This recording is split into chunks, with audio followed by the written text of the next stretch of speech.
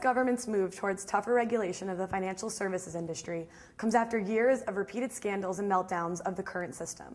Hi, I'm Samantha Pollard for Wall Street Investigators. And I'm Drew Fullen. Tonight, we're concluding our two-part special on the top 10 scandals in the financial services industry. Let's jump right into it with the number 3 scandal to hit Wall Street, the biggest audit failure in the history of the industry, Enron. We have footage from a meeting of executives at Enron led by CFO Andrew Fastow. Let's take a look. From an accounting standpoint, this will be our easiest year ever. We've got 2001 in the bag. While I agree, everyone needs to realize that our stock is trading at 55 times its revenue. Well, that's thanks to my creative accounting methods with strange transactions and erratic cash flows. It's a good thing we're the only company that doesn't relate to balance sheet with our earnings statement.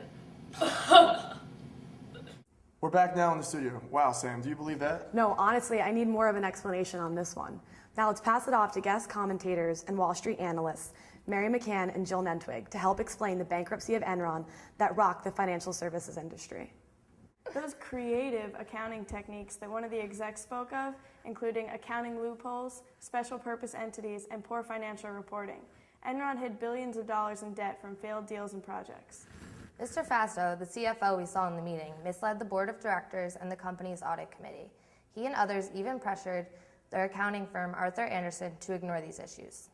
Ultimately, the shareholders lost $11 billion, and Enron had to declare bankruptcy on $63.4 billion in assets, the largest bankruptcy at that time. All of this pressured the SEC and the government to create new legislation and new regulations regarding the accuracy of financial reporting for public companies. Most of this is encompassed in the 2002 Sarbanes-Oxley Act. Thanks, Mary and Jill. Now let's get back to the countdown. Coming in at the number 2 spot on the list of Wall Street scandals is none other than Mr. Ponzi scheme himself, Bernie Madoff. Why did I do it? It's called greed. Listen, I'm even surprised I didn't get caught after 2 decades of running a $65 billion Ponzi scheme.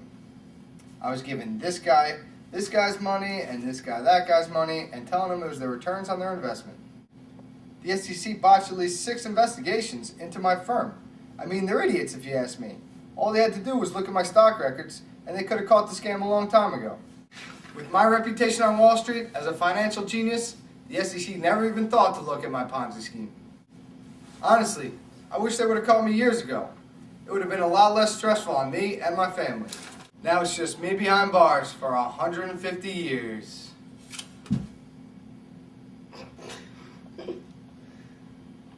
It looks like federal prison is really taking a toll on Madoff. Mary and Jill, what do you have for us on this one? It certainly is, Drew, but the real significance of the Madoff story is that it shows how the regulators really missed the boat here, how they didn't ask the right questions, they never really followed up, and how this could happen again unless they change the way they approach regulation. With swindlers like Bernie Madoff and the massive theft he pulled off, investors lose confidence in the market's investment firms. A fraud of this magnitude and with this much publicity certainly warrants tighter regulation of the financial services industry. And now the moment we've been waiting for, the number 1 scandal to hit the financial services industry. None other than the subprime mortgage crisis of 2007. Let's take a look. It's always been our dream to have a place of our own. Home ownership, the American dream. But I don't have a job. No income, no assets, no problem. Heck, you don't even need to make a down payment.